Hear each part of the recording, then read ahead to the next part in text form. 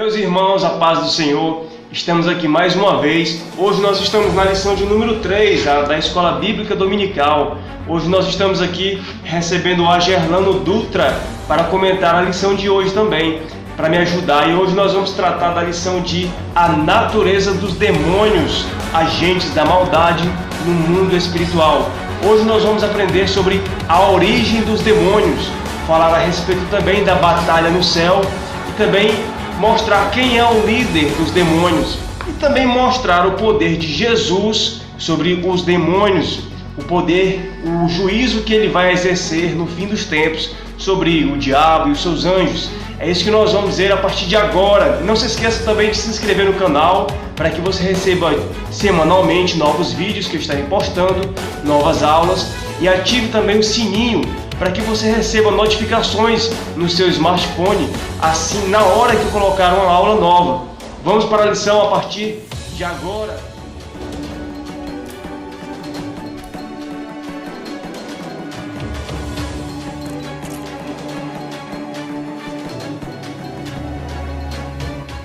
O texto áureo fala o seguinte: e foi precipitado o grande dragão, a antiga serpente chamada o diabo e Satanás, que engana todo mundo. Ele foi precipitado na terra e os seus anjos foram lançados com ele. E a verdade prática diz o seguinte: os demônios são os anjos decaídos que se rebelaram contra Deus, seguindo o seu maioral, que é o Satanás, né? Satanás é o maioral dos demônios. Tópico de número 1, que fala sobre os anjos caídos e os demônios. Nós vamos ver na nossa revista didática desse trimestre que os demônios é o mesmo nome usado também para os anjos caídos. O estudo dos demônios é também ligado à angelologia. Nós vemos na aula passada o estudo sobre os anjos, não é? Os anjos bons, os anjos que também são chamados de espíritos ministradores que trabalham em prol do povo de Deus, do povo que vai herdar a vida eterna, a salvação. Mas também tem os anjos maus, os anjos caídos, que eles são o restante dos anjos que seguiram Satanás após a sua rebelião contra o Criador, ou seja, contra Deus. Viu, irmão Agerlano? Inclusive, existe essa questão que diz que os anjos seguiram Satanás. Como é que eles seguiram assim? A questão dos anjos seguir a Satanás, a Lúcifer, era questão de conselhos, a questão de ele se deixar se levar pelos seus conselhos, os conselhos que Ezequiel vai nos retratar, vai nos dizer que ele deixou o seu comércio se encher, ele se perdeu no seu próprio conhecimento, na sua sabedoria, na sua estatura, em perfeição. Ele era querubim ungido, e por ele se aprender em sua formosura, ele esqueceu do seu Criador. E quando ele esquece do seu Criador, ele começa a levar os anjos a pecar contra o Criador. Muitos acham que essa rebelião ela foi de uma forma fisicamente, mas essa rebelião se fala de desobediência ao Criador. Então está se falando de atos que desagradam a Deus. E vai falar de uma terça parte a qual deu ouvido a Satanás. Quem pensa até que Satanás pega uma espada como qualquer pessoa fisicamente, só que não foi uma batalha espiritual. Ele desordenou a Deus, ele quis ser mais do que o Criador. Ser mais do que o seu Criador, ou seja, ele não entendeu que ele era uma criação, na realidade. Correto. E inclusive, irmão Agerlano, tem algumas pessoas também que às vezes esquecem do seu Criador e acabam adorando a criatura, não é? Porque nós sabemos que Deus é o Criador de todas as coisas e tudo que foi criado por Deus é criatura. Anjos, demônios, o ser humano, a raça humana, tudo que existe é criação, ou seja, é criatura. Inclusive, algumas pessoas deixam de adorar a Deus e acabam adorando a criatura, a objetos, a seres, a imagens de gesso, de escultura, de barro, enfim. Ou seja, são criaturas, não são o Criador, não é verdade? E nós sabemos que isso é uma atitude que desagrada a Deus. E também o irmão Josenia, ele falou algo muito importante. Como está o nosso sentimento, né? O que nós estamos deixando o nosso sentimento, a nossa mente se encher? É coisas do agrado do Criador, coisa desagradável, né? Se for coisas do agrado de Deus, com certeza o lugar preparado a qual Jesus ele preparou, que está preparado antes da fundação do mundo, com certeza nós há de herdar aqueles que vão se preservar desses conselhos maus. Por causa desses conselhos maus que o próprio querubim ungido praticou, é exatamente o segundo ponto que a gente vai tratar agora, que é a expulsão do querubim ungido, que é o segundo ponto do primeiro tópico, que fala que no princípio Deus criou o querubim ungido, perfeito em sabedoria e formosura, o qual era chamado o selo da simetria. Está lá em Ezequiel 28, do verso 12 ao 15, você pode ver que ele se rebelou, ou seja, lembra que foi acabado de falar sobre essa tal rebelião? Não uma rebelião física, mas uma rebelião espiritual, orgulho. Sentimento. O sentimental, na realidade, não é? Porque ele se encheu de orgulho, quis ser superior a Deus, né? Ele se rebelou contra Deus e foi expulso do céu, lá em Isaías capítulo 14, do verso 12 ao 15. Olha só essa linguagem figurada em que Jesus se refere a Cafarnaum, não a própria cidade, mas o povo daquela cidade, não é? Você vê que o orgulho, irmão Josenia, o orgulho ele é uma das coisas que a soberba, o orgulho é uma das coisas a qual não entra no centro da vontade de Deus, até mais em forma nenhuma, porque aqui está Deus falando que aquela cidade mais pecaminosa teria existido se tem recebido os sinais e prodígios a qual o Senhor operou em Cafarnaum. Os sinais, né? Os sinais, os seus prodígios. E como essa cidade não estava preparada, ou que ela se ergueu, ou que pelo um instante, pelo um momento, ela, em um sentimento, ela se colocou acima do Criador, pelo um pouco de tempo. E Jesus vai... O orgulho operando ali, né? O sentimento. Porque vejamos bem que Jesus ele conhecia o íntimo do coração dos fariseus. Até Jesus dizia, por que arrazoai em vossos coração? Da mesma forma, Jesus está falando aquele povo dessa cidade, que eles se ergueram até o céu. Vejamos só que a cidade não estava no céu. É verdade. Jesus estava falando em um sentimento. Aí as pessoas dizem assim, peraí, mas não está escrito aqui que a cidade se ergueu até os céus, mas é uma linguagem figurada. Figurada, exatamente. Que Jesus estava falando... Então, se a queda de Lúcifer, quando em Isaías nós vamos ver, ó estrela da manhã, filha da alva, por que caíste? Tu que dizia em teu coração, subirei o céu, né, o monte da congregação, e ali estabelecerei o meu monte. Aqui estava Jeová e aqui ele. Olha a intenção, a mente de Satanás. Isso era um sentimento, o sentimento que ele tinha de se opor igualmente ao Criador, esquecendo de quem teria lhe formado. Como diz em Gênesis, que Deus criou todas as coisas, os céus e a terra e o seu exército. A palavra de Deus está falando em Ezequiel estrela, está se falando da milícias de anjos do Senhor.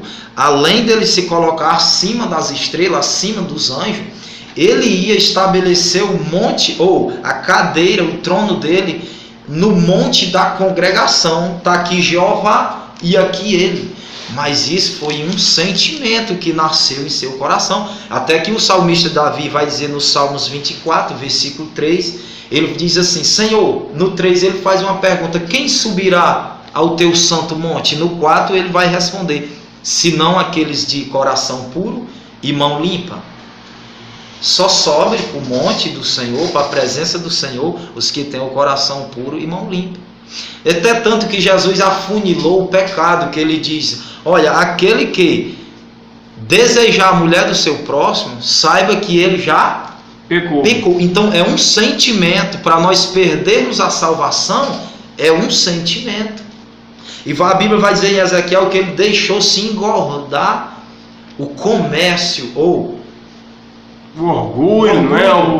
Exatamente, correto. Porque na verdade o que você quis dizer é mais ou menos assim, resumindo, é que o que nos afasta da presença de Deus é o próprio sentimento. Por causa de um sentimento, ele perde a sua aliança com Deus, perde o seu vínculo com Deus, Deus, o seu vínculo santidade. com Deus, né? Quando estava falando que ele vivia na presença, estava na presença de Deus, falava em Ezequiel que vai dizer que ele era querubim, foi feito em medida, em santidade, ungido, era feito em perfeição. Todas as pedras preciosas estavam sobre as suas vestiduras.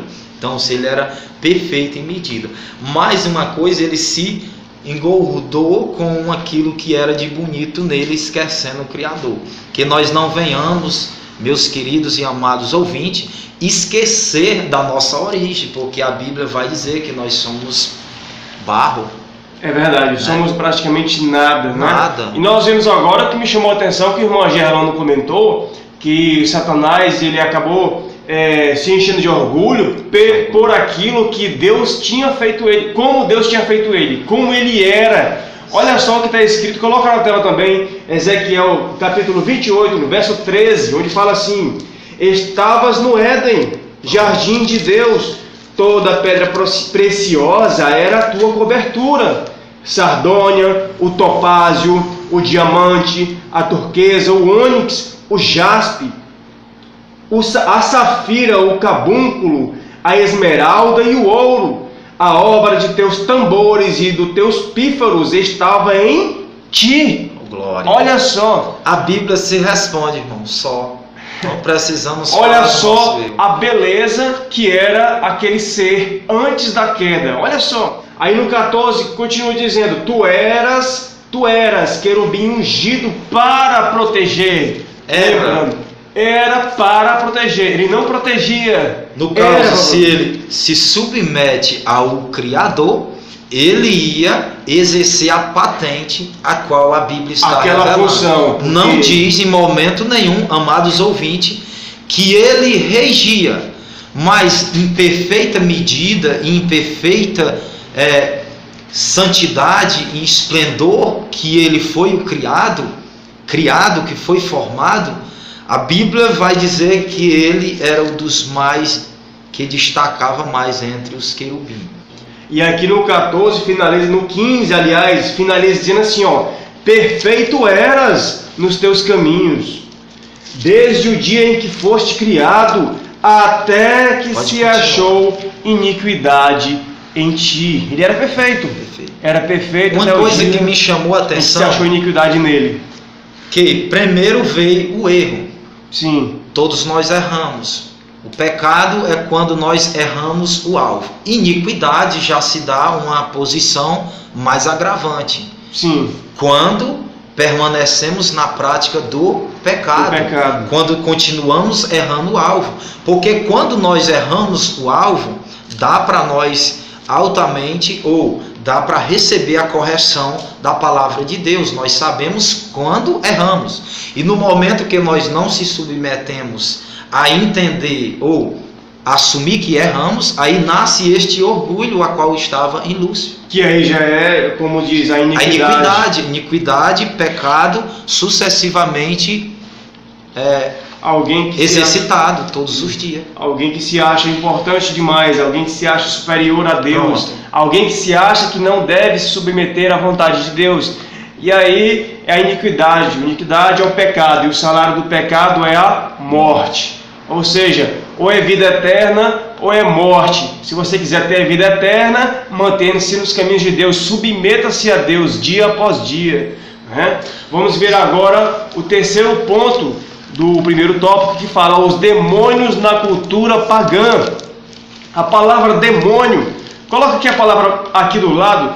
A palavra demônio vem do termo grego daimonion, ou seja, um deus ou uma divindade também. Nós vemos lá que a palavra grega para daimonion, eles usavam, lembrando que nós não estamos falando dos gregos crentes, estamos falando dos gregos pagãos, que não entendiam a palavra de Deus.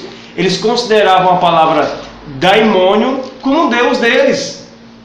Ora, mas não era o Deus com D maiúsculo, era um Deus com D minúsculo, porque Deus com D maiúsculo só existe um, que é Adonai, que é o Criador dos céus e da terra. Glória a Deus. Então, o que eles usavam para definir então um demônio, Aleluia. um ser maligno? Então eles já usavam outra palavra, que era a palavra daimon, ou seja, o deus deles era daimonion, que era a suposta divindade, e daimon, que era um diminutivo da palavra demônio, era relacionado a um espírito imundo, que inclusive não muda muito hoje em dia não, irmã Gerlão.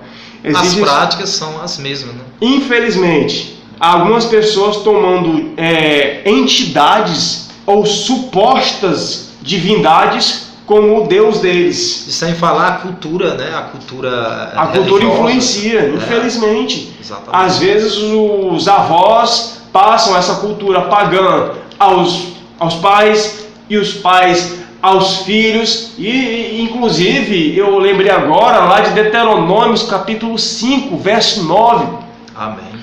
Veja lá o que está escrito, coloca aqui na tela, Deuteronômio 5, verso 9, vamos dar uma olhadinha no que está escrito, e fala assim: não te encurvará a elas, nem as servirás, porque eu, o Senhor teu Deus, sou Deus zeloso, que visito a maldade dos pais sobre os filhos até a terceira e a quarta geração. Olha só, até a terceira e a quarta geração. Coloca na tela de novo. Muito forte. Daqueles que me aborrecem, e faço misericórdia em milhares aos que me amam e guardam os meus mandamentos. Olha só, da mesma forma que Deus visita a maldade dos pais que os filhos carregam hoje em dia, Deus também faz misericórdia em milhares aos que amam e guardam os seus mandamentos. Olha só, e é daqui também, irmão Gerlão, que surge aquela doutrina da maldição hereditária. Sim, em que as pessoas dizem que os pais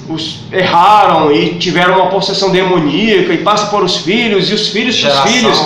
Né? Na verdade, aqui não fala sobre possessão demoníaca que passa de geração em geração, não. Mas o castigo de Deus que passa de geração em geração, isso, porque aqui fala que Deus visita a terceira e a quarta geração. O castigo de Deus está sobre a geração que continuar praticando a iniquidade. Mas aquele que está em Cristo, irmão Gerlão, nova criatura é. Nenhuma condenação há para aqueles que estão em Cristo Jesus. Glória a Deus. Se você veio de uma família que praticou iniquidade, enfim, e se você fica pensando que hoje em dia você pode estar pagando o pecado, que existe um demônio dos seus pais, dos seus avós, não existe isso. O que existe é a desobediência. Isso.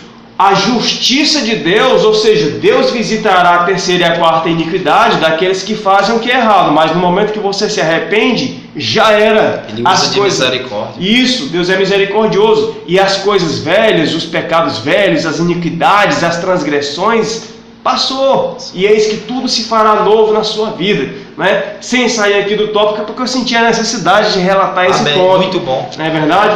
Amém. Vamos agora para o segundo tópico, que fala sobre a batalha no céu. Primeiro ponto fala sobre o arcanjo Miguel e o dragão.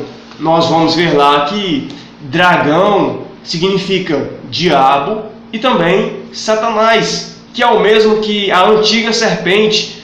Nós vamos ver lá mais na frente que dragão, serpente e falso profeta, olha só, isso é muito importante.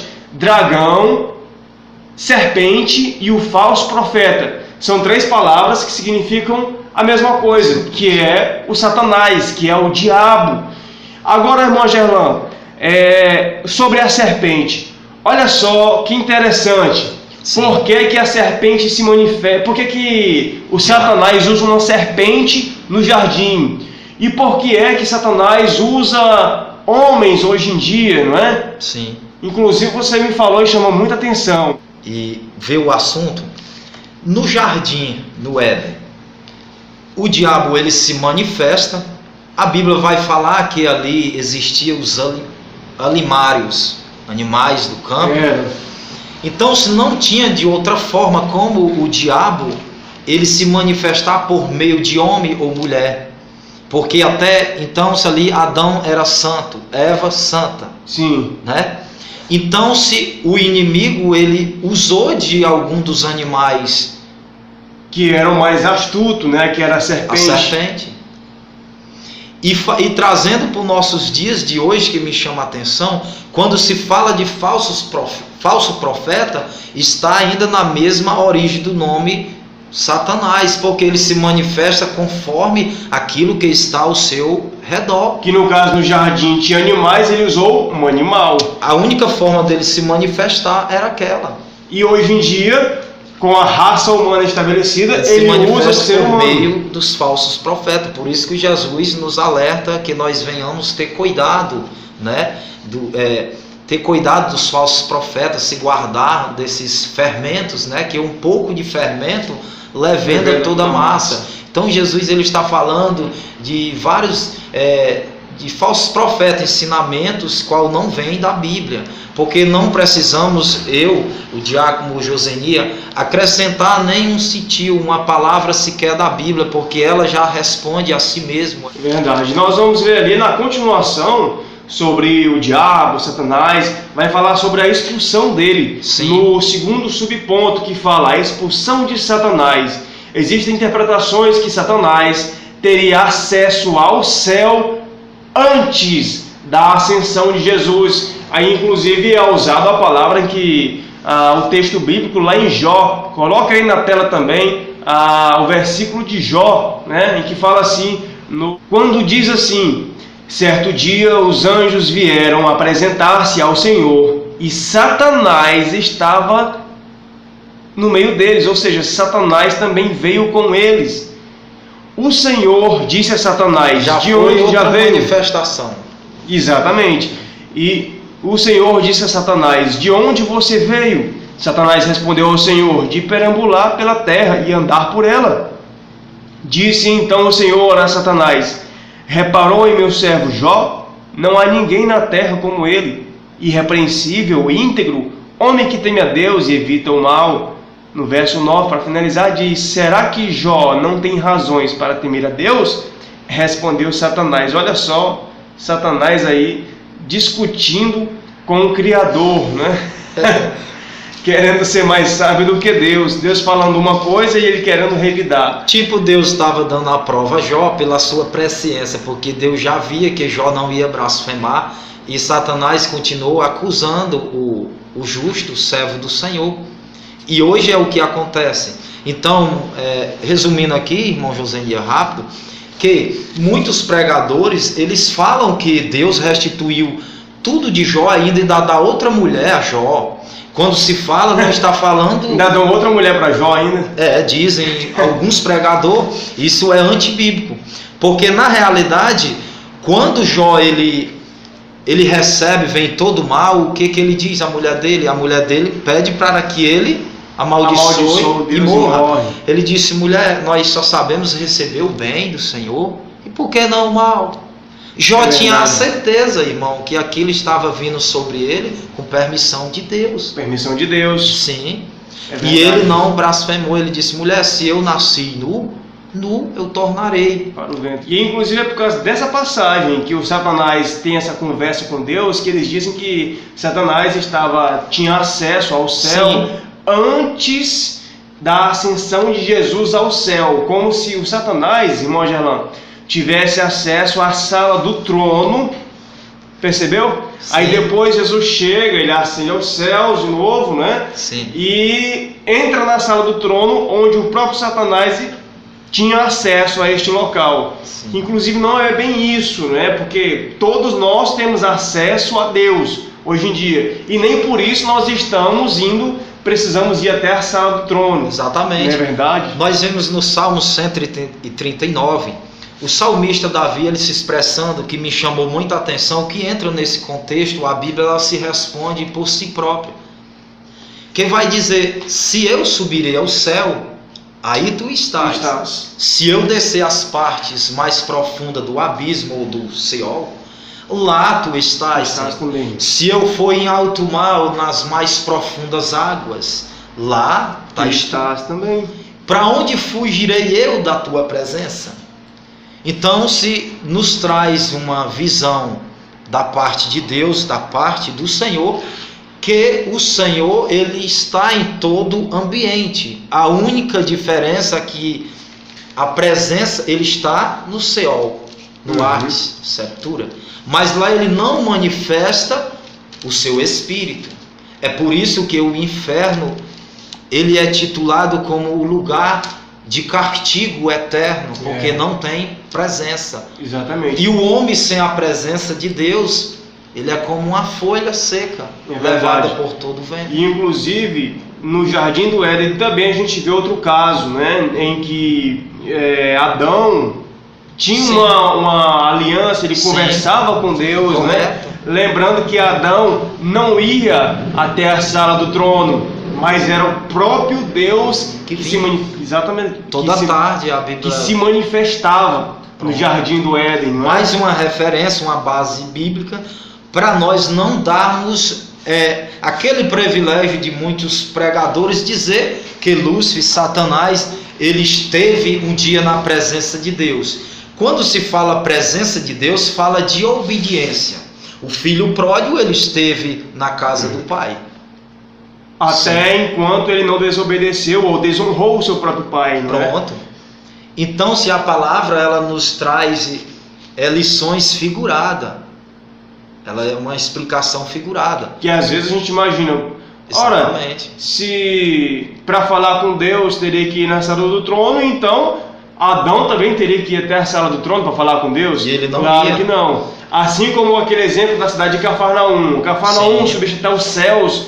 Lógico, a cidade não estava nos céus, né? Mas pelo sentimento, era uma linguagem figurada, porque o povo se achava tão importante, tão merecedor, correto, né? Que não aceitava a palavra de Deus, né? E que se achava importante, se achava alguma coisa, mas na verdade não eram nada. Glória a Deus, exatamente. Não é verdade? Nós vamos ver agora terceiro ponto, que fala sobre a vitória final sobre Satanás. A derrota de Satanás começou com a ressurreição de Cristo e a ascensão dele também. Nós vamos ver ali que o Satanás ele já não foi derrotado completamente, mas iniciou um processo desde a primeira vinda de Cristo, quando ele morre e ressuscita e ascende aos céus. Quando Cristo cumpre ali a sua missão, o seu ministério terreno, ele já decretou, na realidade, a falência dos planos do inimigo, não é? Ele já decretou o juízo sobre o Satanás, porque Jesus é aquele que vai esmagar a cabeça de Satanás, conforme a profecia de Deus ao próprio Satanás, lá no livro de Gênesis, não é?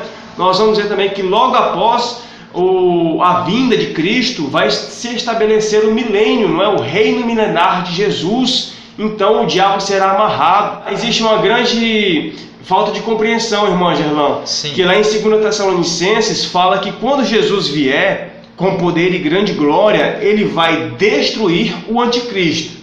Mas o anticristo é alguém de carne e osso. Não é o próprio Satanás espiritual. O Satanás vai estar usando este anticristo, esse homem.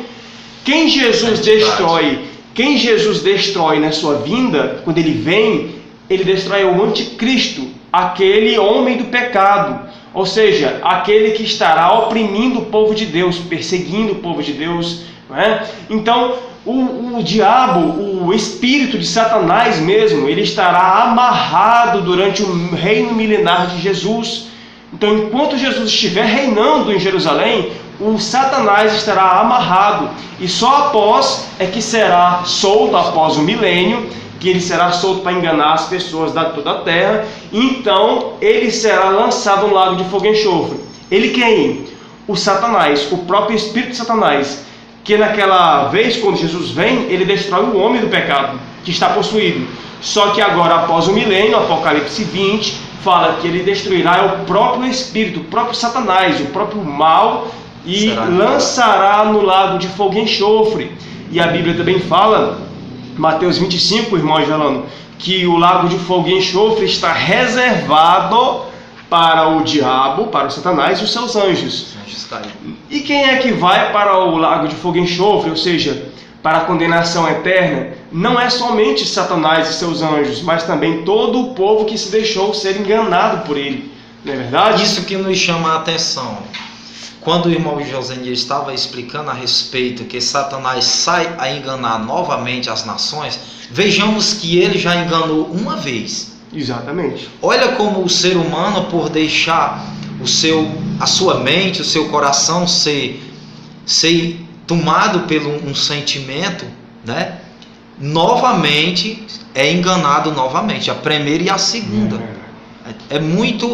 É assim uma coisa muito árdua que nós venhamos dar credibilidade à palavra do Senhor, porque a única direção, a única sustentabilidade diante do Criador é a palavra de Deus, né?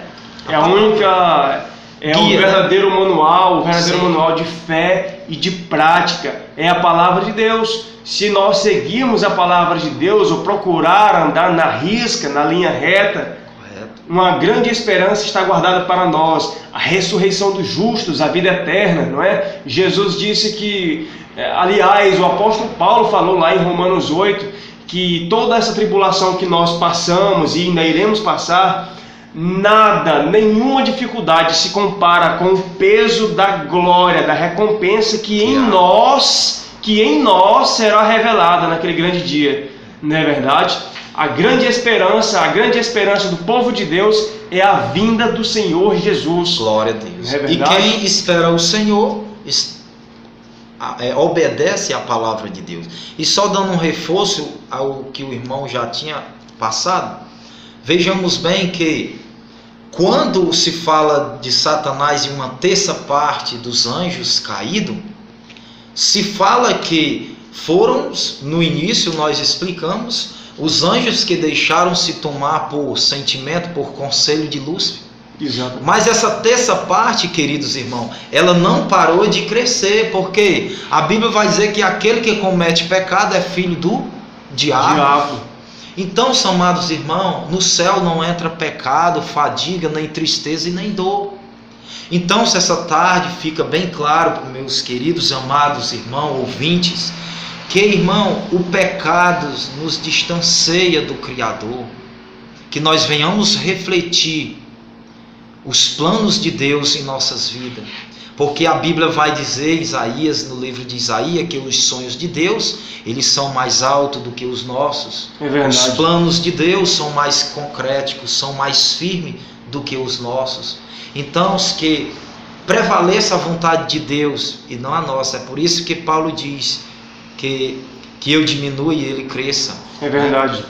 Que a gente possa se humilhar mais. Se humilhar, né? Exatamente. Se puder deixar o Espírito Santo de Deus tomar conta do nosso ser, do nosso corpo. Por isso que o apóstolo Paulo também vai escrever lá em 1 Tessalonicenses capítulo 5 e no verso 23 que a gente tem que preservar o nosso corpo, alma e espíritos irrepreensíveis diante de Deus até o dia da vinda do Senhor Jesus Cristo.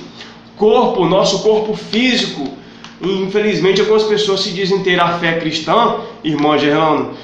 Eu sou crente, eu sou cristão, mas uso o corpo para fazer o que é errado, para prostituição. Sim. E 1 Coríntios capítulo 6, 9 fala que aqueles que são adúlteros, aqueles que levam a vida de prostituição, enfim, estes não herdarão o reino de Deus. Correto. Por isso que o apóstolo Paulo fala corpo, alma e espírito.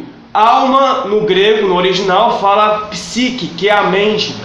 Ou seja, as nossas ações, nossos sentimentos, porque a nossa mente é o centro das emoções. E o espírito fala da espiritualidade, ou seja, essa vontade que a gente tem de adorar, essa disposição que a gente tem de fazer a obra de Deus. Isso é a nossa espiritualidade. De herdar o conhecimento, a sabedoria divina de Deus. Por isso que Paulo vai lá e fala, olha, preservem o seu corpo físico, a sua alma, que é psique, e o seu espírito, a sua espiritualidade, irrepreensíveis até o dia da vinda do Senhor Jesus Cristo. Glória. Não é? E vai dizer que nós somos templo e morada do Espírito Santo, né?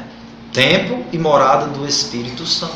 Exatamente, o Espírito Em Santo habita em nós. Em Provérbios também vai dizer, 22 e versículo 4, que vai dizer: o galardão da humildade é o temor do Senhor, são honra, riqueza e vida. Glória o galardão da humildade. A recompensa. A recompensa. Né? É verdade. Se sujeitar, se submeter ao Criador, certamente receberemos em dobro aquilo que nós não era digno de receber, mas pela misericórdia do Senhor Jesus, ali se oferecendo pela expiação dos nossos pecados, nós temos esse acesso agora ao Pai, a sala do Santo dos Santos, pelo sangue, pela expiação que Jesus faz por nós. Agora nós temos acesso, irmão, porque em outra hora eu era uma ovelha desgarrada, sem pastor, e eu também. Ovelha, né? Que fui, amados irmãos, é lindo a obra de Deus quando se manifesta na vida do homem. Eu era um cachaceiro, um adúltero, mas o Senhor me transportou das trevas para a sua maravilhosa luz, como diz nas cartas de Pedro. Glória a Deus. Deus. Então é por isso que nós somos gratos ao Senhor e temos o interesse de ensinar e repassar para os irmãos algo que vai nos dar uma sabedoria, um conhecimento da parte de Deus, um conhecimento, uma mente que vem da parte do Senhor. Isso não vem de vós para que nós não venhamos se gloriar. Se gloriar, se achar importante, né? Exatamente, isso vem do Senhor. Porque em outra hora, irmão José, nós estávamos caídos no lamaçal do pecado. Mas eis que o bom pastor Jesus, o Nazareno, ele se compadeceu de mim. E quebrando as correntes, os cadeados, os ferrolhos, aquilo que me oprimia, ele quebrou as forças das trevas e me libertou, me fez uma nova criatura. Em Colossenses vai dizer 3:1, vai dizer: se já morreste com Cristo e ressuscitaste com Cristo, buscai as coisas que são de cima, pensai nas coisas. É por isso que hoje, irmão, nós estamos aqui tendo interesse, não de si, mas o Espírito de Deus que toca, que fala mais alto em nossas vidas. Quanto é que você está ganhando, irmão Gerlão, para me ajudar aqui na aula? Favor imerecido. E eu também, né? Estou ganhando nada. Mas o amor que a gente tem pela obra de Deus, porque assim como nós recebemos a palavra de graça também damos. O que nós queremos, o intuito dessa escola bíblica dominical, não é fins lucrativos, mas transmitir a mensagem para você, para que o Espírito Santo de Deus toque em cada um de você que está assistindo a nossa aula, para que você entenda que Jesus morreu pelo meu, pelo seu e pelos seus pecados, para que agora nós possamos herdar a vida eterna. Lembrando que o povo escolhido por Deus era apenas Israel, né? Israel era o povo escolhido por Deus, o povo para ser salvo, para ter vida eterna. Só que aí o que eles não sabiam é que Deus amou o mundo de tal maneira, um sentimento que nós deu o seu Filho, que é Jesus, seu Filho unigênito, né? Para morrer pelos nossos pecados. Porque existia uma festa da tradição judaica que se chamava a Pessa, que era o Corban Pessa, que era uma ovelha que era morta, uma ovelha perfeita, e tirava o pecado daquela pessoa, do dono da ovelha ou de todos aqueles que estivessem assistindo a cerimônia naquele templo.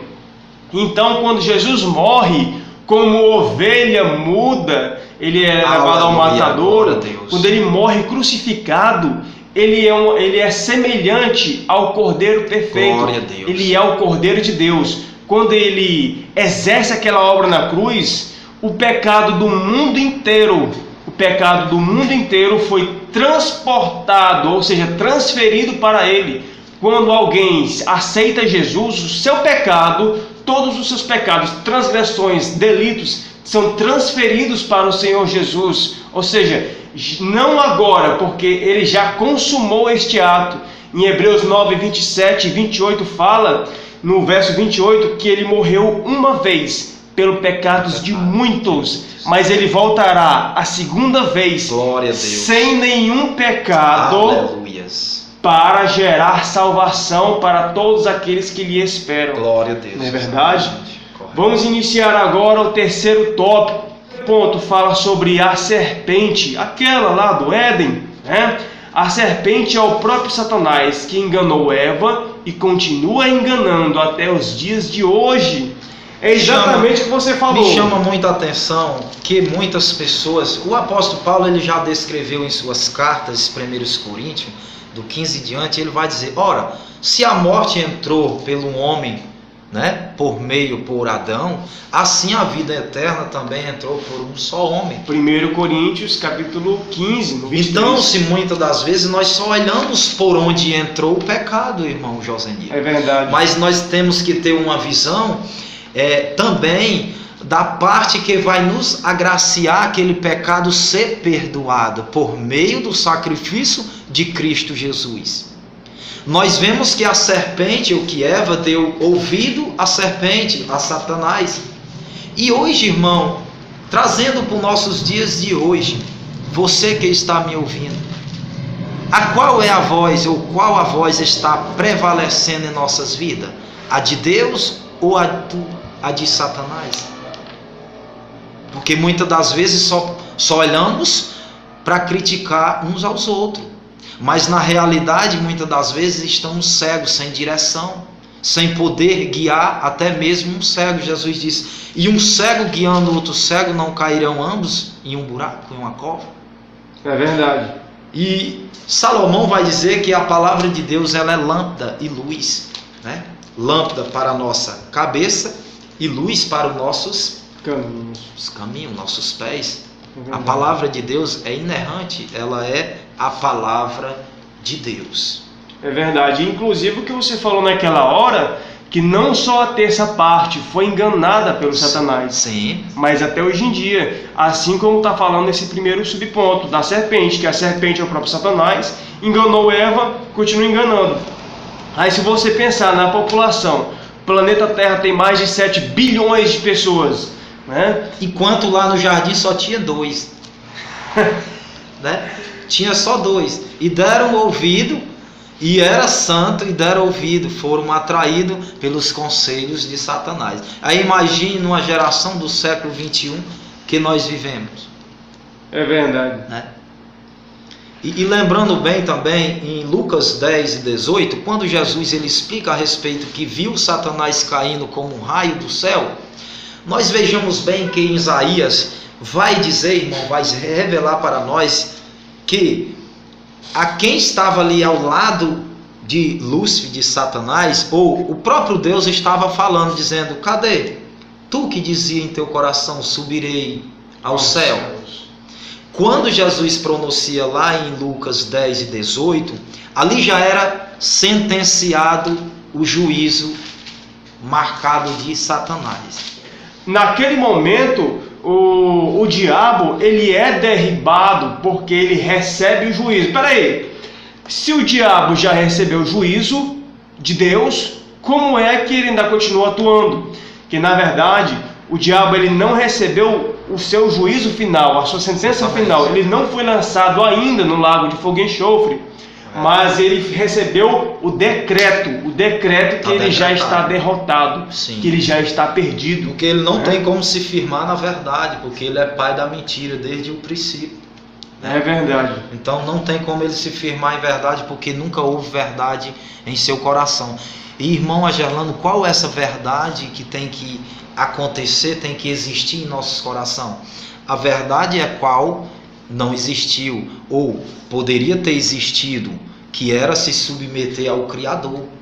Então essas verdades de Deus, se submeter a Deus, que nós não vamos, ou que nós se escaparemos da ira de Deus. Por isso que João Batista ele está vendo aquelas pessoas religiosas demais por sim, fora, mas na verdade por dentro não era nada daquilo que elas mostravam, né? Sim. Então João Batista vai dizer assim, ó: raça de víboras, quem ensinou a vocês a fugir da ira vindoura, ou seja, da ira de Deus? Sim. O que vai acontecer com os ímpios, com todo aquele que não aceita Cristo Jesus e que pratica as más obras, né, sofrerão a ira de Deus. Que ira é essa? Mateus 25 fala que quando Jesus vier, ele vem com todos os seus santos anjos e os espíritos daqueles que morreram, que estão debaixo do altar. Ele virá com grande poder e glória, e à sua direita estarão as ovelhas, que é semelhante ao povo de Deus, o povo verdadeiro. E à sua esquerda estarão os bodes, que é semelhante aos falsos profetas, ou aquelas pessoas que foram enganadas, ou aquelas pessoas que praticam as más obras. Então, ele dirá àqueles que estão à direita: vinde, filhos de meu pai. Mas, infelizmente, aos bodes, aqueles que estão à esquerda, ao povo que foi enganado pelo sistema mundano, ele vai dizer: apartai-vos de mim, malditos, para o lago que arde com fogo e enxofre. Este será a ira de Deus, este será o juízo de Deus, o juízo final para todos que praticaram a iniquidade, que nós praticaram vamos ver a iniquidade. o que houve no coração de Lúcifer. Por isso que João Batista vai lá, fala que até os homens agora vão sofrer a ira de Deus, não só mais os anjos, Satanás e seus anjos, que nós estamos falando aqui, mas agora o povo também, que infelizmente não aceitar a verdade, sofrerá o juízo de Deus. Essa terça parte de anjos caídos, que foi precipitado, então, se ela está em ordem crescente ainda, porque a Bíblia vai dizer em Apocalipse que o diabo foi lançado sobre a terra. Quando se fala lançado, se fala das suas obras. E agora está revelado diante dos homens quais são as obras dele. E a Bíblia vai dizer em Apocalipse 12, se não me falha a memória, e ele tem pressa, grande pressa, porque já sabe que o seu dia está chegado. Segundo o subponto que fala sobre Satanás, este nome vem do hebraico, que significa, Satã em hebraico significa adversário. Adversário também significa opositor, não é? E também no grego, que é a palavra o diabo, né? Diabo também significa adversário, opositor, ou seja, aquele que acusa, né? Aquele que acusa o povo de Deus também. Inclusive o diabo, quando ele tem uma conversa com Deus lá no livro de Jó, ele acusa Jó de uma certa maneira, né? Sim. Não, ele só é fiel a ti, ele só é assim porque tu dá esses bens a ele. Bom, e vamos agora ao quarto tópico e último, para finalizar, não é? Nós vamos ver que os anjos caídos, a terça parte dos anjos que caíram, seguindo a Satanás, a Bíblia chama eles de espíritos imundos, ou seja, são espíritos malignos que causam doenças, inclusive até doenças espirituais, para que o povo também não se submeta ao Criador dos céus e da terra, não é? E o último subtópico que fala sobre o triunfo de Cristo. Jesus disse que o príncipe deste mundo já está julgado. Nós acabamos de falar sobre esse assunto. Ele não foi julgado já assim para o lago de fogo e enxofre. Ele não foi lançado, mas ele será lançado. Quando fala que o príncipe deste mundo, ou seja, o Satanás que está agindo, que está ao nosso derredor, bramando como leão, já está condenado, porque no grande dia ele será lançado no lago de fogo e enxofre, no grande dia do juízo final, né? Desse jeito. Então, irmão... E só levantando mais um detalhe a respeito da doença espiritual. Sim. Essa é a pior, porque no antepassado, né, no Antigo Testamento, aqueles que pecavam contra Deus tinham uma lepra, uma coisa assim. Sim, verdade. Então já era excluído do meio do povo de Deus, né? Mas hoje essa lepra espiritual, ela é invisível, mas ela é real, ela existe. E é verdade. E ela afasta, distancia o homem de Deus, ou Deus do homem. Então, que nós venhamos lavar as nossas vestiduras no sangue do Cordeiro, como dia após dia, né? Como diz em Apocalipse, né? Porque vai dizer, bem-aventurados serão aqueles que lavaram as suas vestiduras no sangue do Cordeiro. Que se arrependeram, né? Que se arrependeram. Que se arrependem dia após dia. Exatamente. É verdade. E abandonam o pecado e deixam, né? Porque aquele que confessa e deixa alcançará misericórdia, o perdão. É verdade. Então, irmão Gerlano Dutra, obrigado pela sua visita aqui. Esperamos o Gerlano Dutra para comentar algumas outras aulas futuramente. Espero que ele aceite também o meu convite. Isso é uma honra, né? E então, hoje nós terminamos por aqui, né? E até a próxima aula. Se você ainda não se inscreveu, se inscreva aqui no nosso canal para que você receba uma nova aula, um novo vídeo toda semana que eu postar, tá bom? A próxima aula, a lição de número 4, vai tratar sobre possessão demoníaca. Muito Forte, viu, irmão Germano?